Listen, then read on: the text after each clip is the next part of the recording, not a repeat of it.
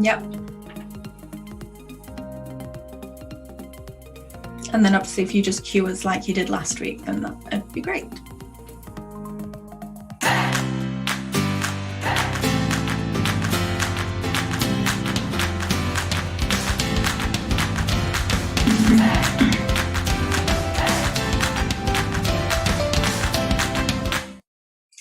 Good morning, everyone, and welcome to Monday Morning Live. It is I'm just going to check the date, the 12th of October. Seems like we've been doing this for quite a while now, these Monday mornings live. We're getting into the routine. Thank you for being patient with us this morning while we went live and everything. 1 week, we'll have it seamless. But everyone's working from home at the moment, getting the tech stuff sorted. So how are you doing this morning, Lisa? Yeah, not too bad. Feeling a little drowsy. It's kind of that kind of weather, isn't it? Yeah, definitely. It's a bit grim over here as well, but I've got my big cup of tea ready to go. So it has been, last week was our whole team's first full week back, and it's been really great to be able to get back into a routine as a team. And we've also seen some schools and parishes are also doing some great things as well. So we had these photos sent to us by All Saints Secondary School in Duckenfield, and they have done their harvest collection.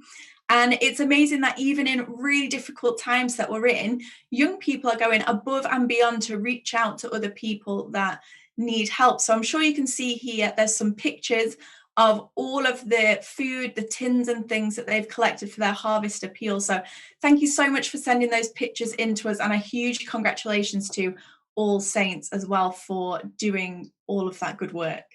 But that's not the only good news that we've had this week, because on Saturday, a young man who we've talked about a few times, Carlo Acutis, was beatified. And we introduced him, I think it was back in September. Lisa, did I chat with you about Carlo Acutis? Yes, I seem to recall that you did, yeah. And so we mentioned him back in September, but Saturday was a big day for him and the church. So we're going to watch a short clip now about his life, just to remind us who he is. When we think of saints, we probably imagine medieval mystics, priests, and holy people who lived remarkable lives throughout the centuries. So we probably wouldn't consider a 21st century teenage boy, such as Carlo Acutis, as a likely candidate. But this young teenager, through his remarkable and yet short life, shows us that we can all become saints. Born in London in 1991, Carlo grew up in the Italian city of Milan, where even at a young age he developed a deep devotion to the Eucharist, often spending time either before or after Mass, reflecting in front of the tabernacle. He would say, "If we get in front of the sun, we get a suntan, but when we get in front of the Eucharist, we become saints." He displayed a deep devotion to Mary, the Mother of God, frequently reciting the Rosary. And he would preach to his friends about how Christ was really present in the Eucharist. Carlo was always cheerful, and he had a talent for computers, where he built a website to share his faith with others online, to evangelize and proclaim the gospel. It is there he wrote, "The more Eucharist we receive, the more we will become like Jesus, so that on this earth we will have a foretaste of heaven." As he got older, he contracted a very painful disease called leukemia. Despite this, he continued with his mission to share his faith online. Despite the great suffering he endured, he offered it up. "I offer all the suffering I will have to suffer for the Lord, for the Pope, and the Church." On the 12th of October 2006, Carlo died at the young age of 15. Just how much Carlo's life, faith, and witness had touched so many became apparent at his funeral, when the streets of Milan were overflowing with those who had turned up to pay their respects. Many were surprised to see such a huge turnout, including the poor and homeless who came to pay their respects. It transpired that Carlo had not only been sharing his faith with others online, and preaching to his friends. But he had also been secretly helping the local poor and homeless by bringing them sleeping bags and food. Carlo's life, although it was tragically cut short by his illness, nonetheless serves as a witness to us all that the path to holiness and sainthood is within all of us. Just as Carlo dedicated his life to Christ, where his one ambition was simply to always be close to Jesus. That's my life plan. We too can follow in his footsteps.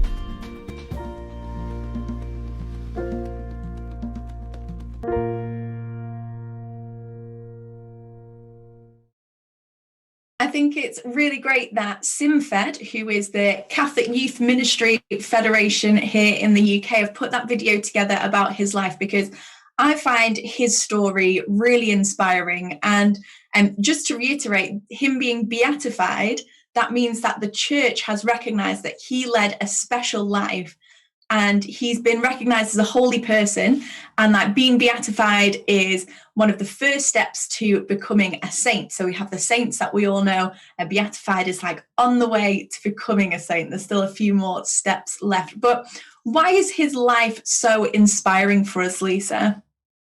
Well, I think one thing maybe is he's so recent in terms of, he's alive recently. I mean, he's of the so-called millennial generation, which I think is your generation, isn't it? So, yep. Yeah. So I just think that's really cool. Yeah, absolutely. So I was doing some research on him. He was born in 1991, which is only 2 years before I was born. So we would have been a similar age had he lived. And I just think that's really blowing that there are people who are being declared saints that were born at the same time as me. In one sense, it's inspiring. And then in the other sense, I kind of feel like, well, maybe I should up my game a bit in my holiness. Well, yeah, I think that's the whole point of saints, is that they tell us you need to up your game, don't they? Yeah, absolutely. And I think another reason for me why he's so inspiring is that he was never anybody but himself. Now, I'm sure that he had the same pressures that, we all had growing up, but he was always himself. He never hid his talents and what he was interested in.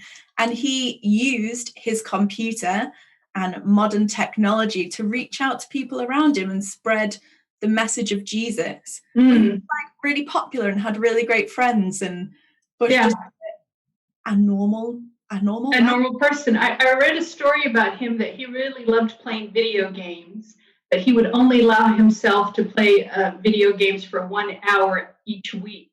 And I thought, wow, that's self-control. That is some self-control. And it just made me realize that for myself, speaking about him being inspiring, is that I really probably should be more intentional about my own use of time and what I'm doing with it, really. Yeah, absolutely. And especially that, we can ask the saints, blesseds, for their intercession in heaven, so they can pray for us just like our friends can pray for us.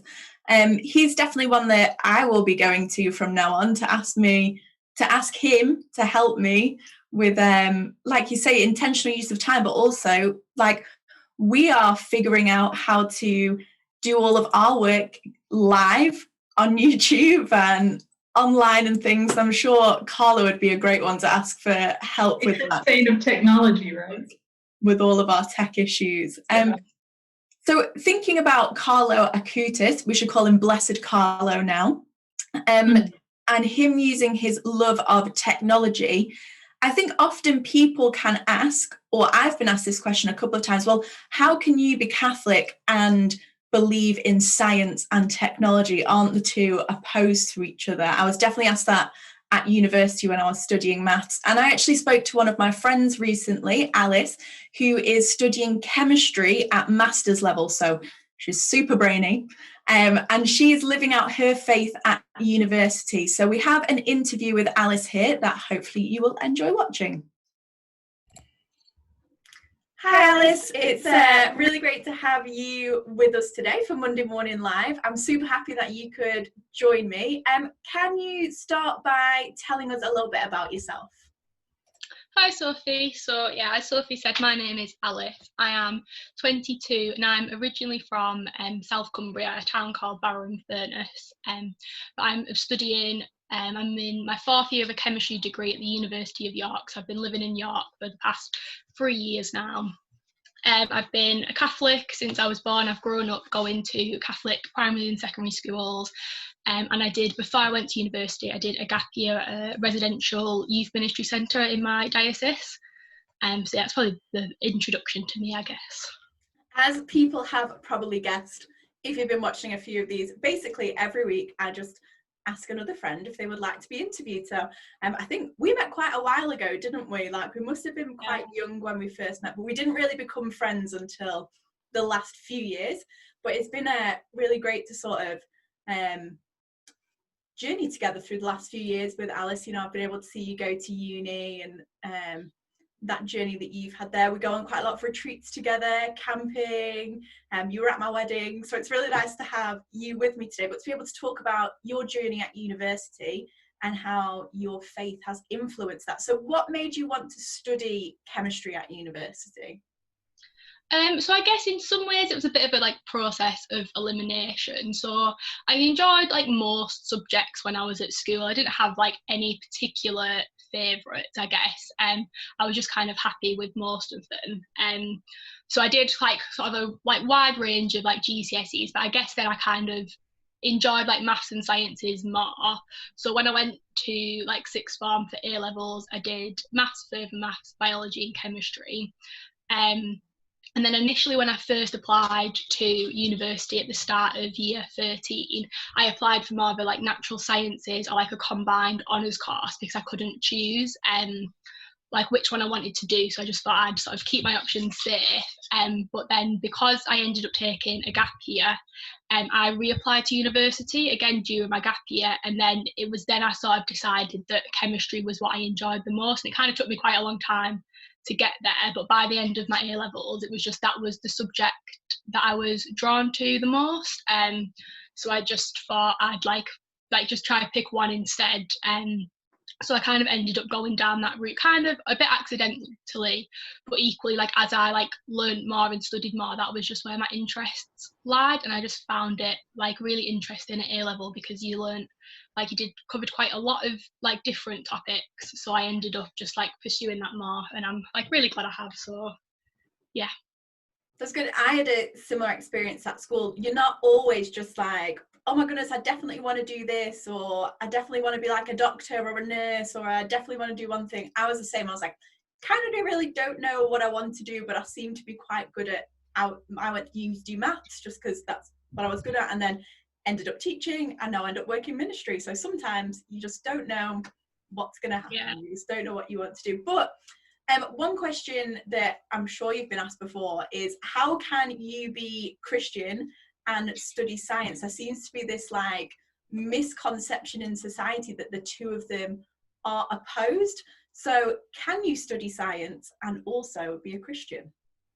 Well, yes, because I'm doing it, and actually quite a lot of my friends that and also people that I know as well are Christians and are doing chemistry as well as other science. But it was quite a few of my friends on my course are also Christian. So that's always really nice because I've never really felt alone being a Christian, but also studying chemistry. I've always had friends surrounding me, which I know I was potentially quite lucky in that.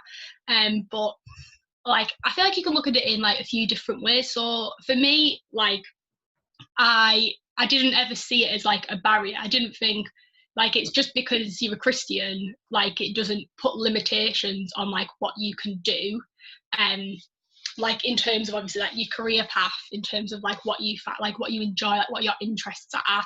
There's no correct way to be a Christian, in terms of what you are passionate about and what you want to do as a career. And actually it's really interesting because you can live out your faith through your career in lots of different ways, and there could be a career that you wouldn't expect that could be a way to live out your faith, but actually the way you pursue that can be really interesting, and it can give glory to God in a way that you might not have expected it when you kind of initially started going down that path.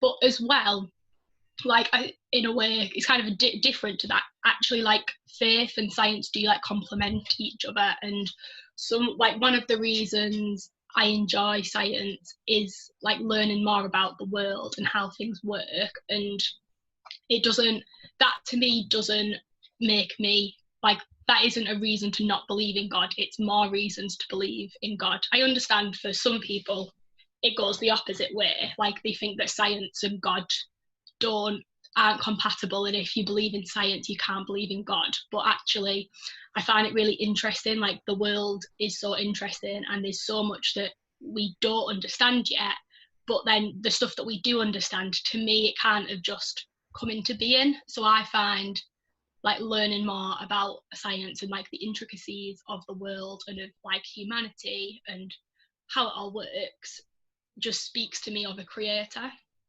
and like speaks to me of like the purpose of humanity, and it's like just really interesting. So like I think they do go together, but equally, even if they didn't, like there's no reason that you can't do science and be a Christian.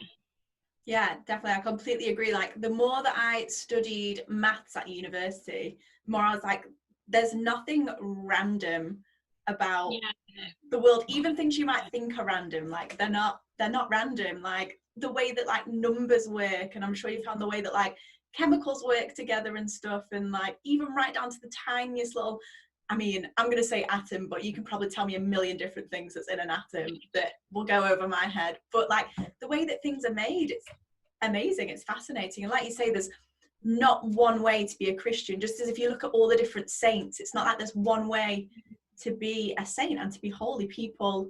God calls us to live out our vocations and to be ourselves. That's the way that we become a saint, is by being the most me that I can be. So I think it's really cool. And I like it that you can be that person on your course and people say like, oh, God and science can't go together, and be like, excuse me, I am a Catholic and I'm also doing a master's in chemistry. That's really cool. What for you has been a highlight of your faith journey so far? I think it's really hard to pinpoint certain like events, and I haven't been on like many pilgrimages because it just hasn't sort of worked out in my life yet. There's places I definitely want to go to, but I haven't ever been to like Lourdes or Medjugorje, and I've been to Rome, but it was like a family trip. It wasn't specifically for a pilgrimage. So like I don't have those like big pilgrimage moments where you're going away with groups of friends. But I think sometimes it's been in like really little moments, like when you have, like I've had moments on like retreats where I've just really felt like God speaking to me, or like conversations with friends. But I guess if I was trying to like pick one moment, well, it's not really a moment, it's a complete cop-out, because I guess it's my gap year. So I worked at a place called Castlereagh Manor for a year, and Sophie knows because she's been, but for those who don't, basically the schools in like the diocese and local area bring like their school groups, so it can be from like primary school up until a couple of sixth form retreats, and basically it's just a time for them to explore their faith in whatever that means to them. And just every retreat you work in with like different people, and just like I'd be inspired by like the young people, by teachers, by chaplains, by like my team who I was working with and living with. And I just think it was just such a reminder that everybody's on a different journey, but every journey is just as important as anyone else's. And it can be really easy to like compare and to almost want if you see someone's faith that inspires you, you can want that instead of yours. But obviously it's really important to grow in your faith and to be inspired by other people, but just to really value your experience and your journey with God. And I think that's what that year taught me, because I just could see everybody's different journeys and like see what God was working in people's lives, even if they were only there for a couple of days. And I just think it was just such a reminder. And now when I may be like not surrounded by faith as much, but I know and I can trust that God is working in whatever way it is, because I've seen it happen. So I just think, even though it's not really one highlight, but that year I know it's a year that I'm never going to forget, and I'm always going to look back to it in my faith journey as a really important step where I just learned a lot about myself, but more about God and what he was doing in my life. So I guess that one. Definitely in youth ministry, you learn so much about other people, but you learn a lot about yourself as well, like what your strengths are and what your weaknesses are. But also, like you say, you can always look back on that year and be inspired by it when things aren't necessarily going so well. You can think, oh, remember then. So my last question for you is, obviously this is like a crazy time to be a student because there's so many unknowns. You don't know what term's going to look like, what's going to happen. There's not really any forward planning that can be done when you're a student at the moment. But what would be your like number one piece of advice for students this year? So I guess it's really hard because like you said, it's so uncertain, and there's probably advice I could have given like in other years gone by that would like maybe be really helpful, but I think this is such a time of uncertainty for everybody. And I think obviously number one is just to trust in God, and it is moving away from home. It potentially is the first time people have moved away if they're like freshers, is scary whenever you're doing it, and obviously now is sort of, it got like extra reasons for like anxiety and just for this, like there's this uncertainty about things. But I guess it's like obviously trusting God that this year is going to be a really great year, even if it is not what everyone was expected, and obviously even if it is disrupted by like coronavirus and like the impacts that it's going to have. But I think know that it is going to be good. And I think even if like going to university when the world was normal, it wasn't what I was expecting it to be anyway. So I think whatever was going to happen, it's going to be different to what you expect. So I think just be open to that, and obviously get involved as much as you can. And obviously, and that's going to be more limited like this year. But I think again, I don't even know what's happening when I go back to uni, but like I know a lot of societies will be doing sort of virtual stuff instead, and like that's a great way to meet like new people, and like you'll be meeting people from your course and people you're living with, and even though it's going to be virtual maybe more rather than in real life, that's the same for everybody. So I guess don't be scared because everyone's in the same like position, and I guess just get involved as much as you can to whatever extent is like safe to where like you are, what your living conditions are and stuff like that. But I just like have fun and trust in God. Yeah, that's really good. Just be open to the opportunities. Like we've definitely talked about this before on Monday Morning Live, but current situation aside, you never know what's going to happen. So just be open to the opportunities, and you never know where you could end up. You could be chatting to your friend, doing an interview in a few years' time, talking about your faith. Yeah, I guess like one more thing as well, sorry, is like university isn't just Freshers Week, and I think a lot of people think it is, and I know a lot of students going might be a bit upset that they're not having the same Freshers Week, but something I've always said to people is if Freshers Week is the best week of your university time, you're doing university wrong, because there's so much more to it. And again, like your degree is more than just your first year. So right now it's not going to be what everyone is expecting, but we don't know what the future is going to bring. So I just think even though it's going to be hard, know that it is going to get better, and you've still got so much time to have fun and to experience new things and to enjoy the new place you're living in and to meet new people. And it's not just this first couple of weeks that are going to be really weird and a big adjustment, but there's so much more time to enjoy, and don't put pressure on that first couple of weeks. That's really good advice. There's more to uni than just the first week when you're a bit like, oh, I don't know what's going to happen, a bit nervous, first time away. Definitely more to uni then. The first week, Freshers Week, can be really great and can be a really amazing experience, and probably will be, but you're there. I was at uni for five years. I'm really glad that the very first week I was there was not the highlight, but maybe that's a story for a different time. But thank you so much for joining us today, Alice. Again, I really appreciate it.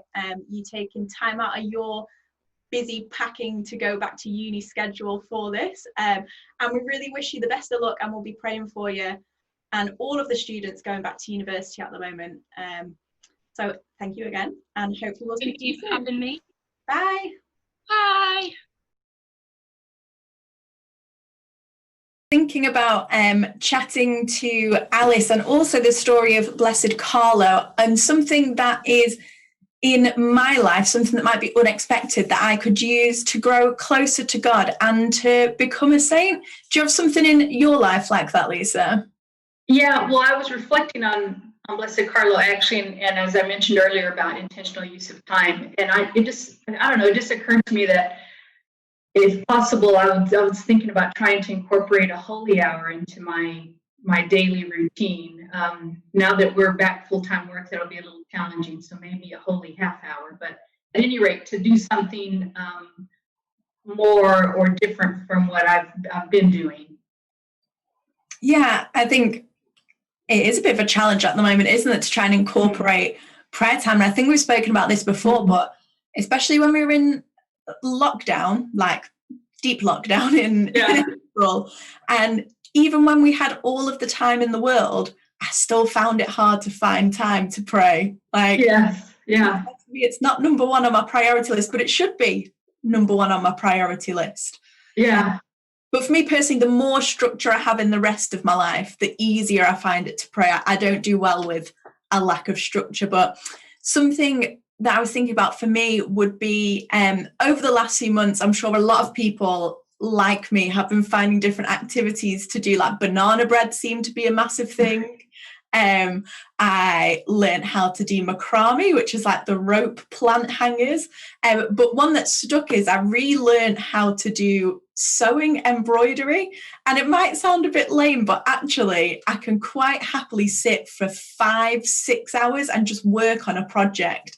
But what I've started doing is either listening to like worship music or listening to like a religious book on audio tape, not tape, what do you call it? Audible. Yeah. Back in the 90s on tape. And for me, that's something that I can use to grow closer to God. It's something that I enjoy doing.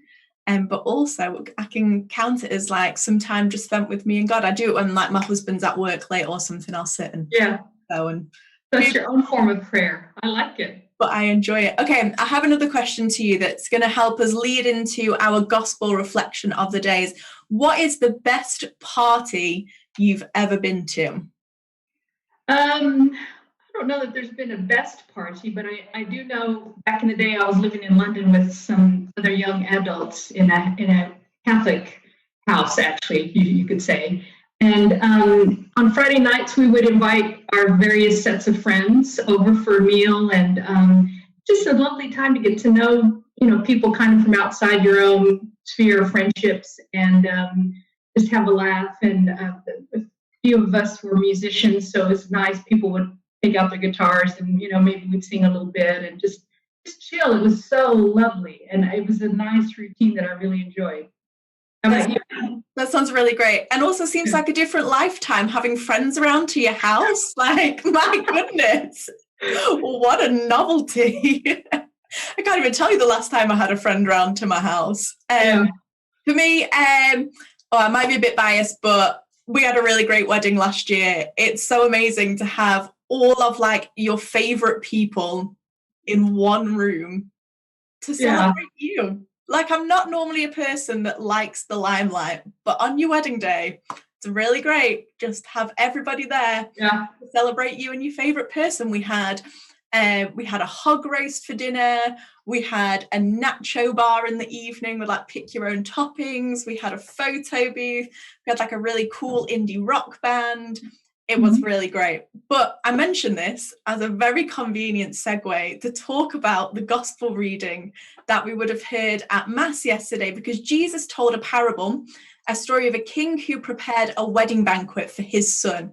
And when the party was ready, he sent his servants out into the town to gather the guests.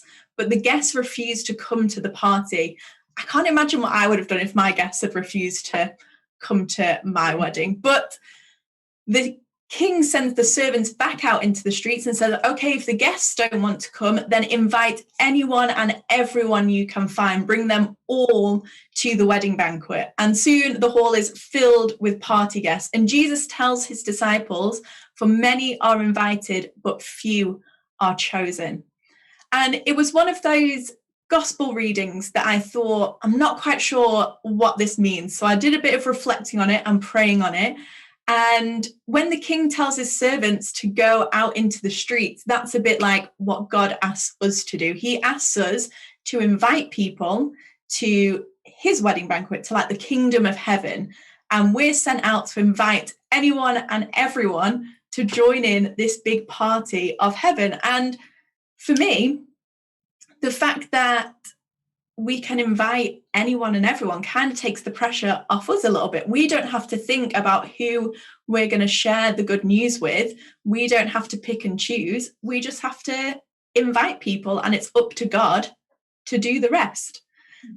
So I was thinking, Lisa, how can we invite people to the wedding banquet, to the kingdom of heaven?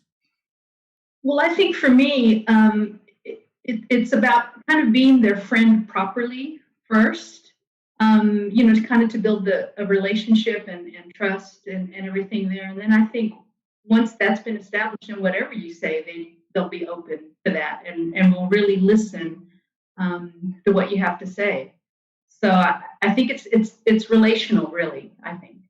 Yeah, absolutely. And, you just got to be yourself, haven't you? Like, nobody wants to be at a party, or like when we can go around to people's house again, the first thing you say is, can I tell you about Jesus? It's not going to make for a very good evening.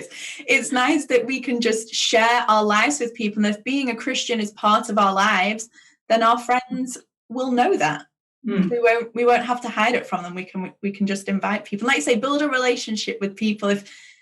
So like the guests that didn't want to come, some people aren't going to accept that invitation. They might be switched off from it, and sometimes it can be a bit disheartening, but we can still, as long as it's not a harmful friendship, we can still be friends with those people. We don't have to only have Christian friends, or the only thing we can talk about be our faith. But it's really important that we do share that part of our lives with them as well. Sometimes it's hard to wrap your head around it. I have like a bit of like a hamster wheel going on sometimes. What's something that we can do if our invitation isn't well received? Well, one thing I always remind myself, because I have in the past gotten really discouraged about this, what you're asking. But then I just realized, well, you know what? Jesus wants to save them more than I do. And he will in his own way and in his own time. And I just have to relax and trust that process, that the Lord will bring them around eventually. And just to continue to pray for them, to be a part of their lives, to be their friend. Yeah, it makes me think a bit about what we're doing at the moment. Like I can't wait to be back in schools, like leading retreats and doing our reclass and things like that. That's what I signed up to this job for, not to sit behind a computer screen. But God has a plan, and it's our job to do as much as we can to share that message, and then we'll leave the rest in God's hands, and hopefully he will be able to do great things with the small amount that we're able to do at the moment. I really pray that that's the case. And then I have one last question is, in the parable, there's a person who comes to the wedding but isn't ready to be there. And the king gets angry that he came to the wedding unprepared. So what's something that we can do to get ready for the banquet for heaven? What's something that we can do to get ready? Well, I'm going back to Carlo again and just saying that I really want to think about how I use my time, and especially to try and use it more for building up my relationship with the Lord, really. I mean, because at the end of the day, that's the most important relationship of all, isn't it? Yeah, absolutely. And it's only when we look at the saints, we might think that their lives were,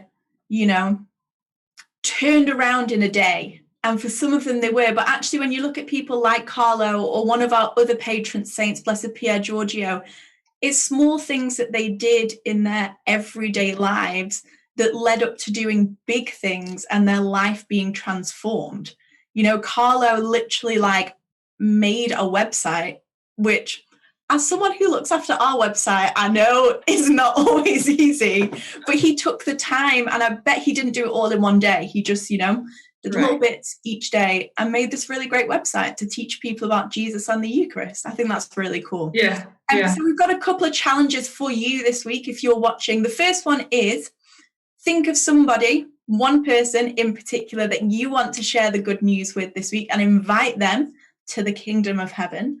And the second is to think of something in particular that you can do to grow in holiness. So we've talked about a few good ideas. I'm sure you can think of some great ones. So last thing, Lisa, what else is coming up on YouTube this week? Okay, so on Wednesday, we're having another installment of the Clergy Cafe. I'll actually be hosting. Sandy's away. Let's see, so it's some sisters, I'm trying to think of what community they're with. Is it the FCJ sisters? Yes, thank you. I forget is it the family of, no. It's the Faithful Companions of Jesus. I've met them before, so this is why I know, because I've met these sisters before. Faithful Companions of Jesus, yes. So they'll be on the show. That's really great. And Clergy Cafe, we just have a chat with different priests and religious and ask them questions about their lives and things. So that should be really interesting. And you also have your God Speaks series on YouTube. Right. So actually we released episode 3 last week. So that's on YouTube now. And then episode 4 is going out next week.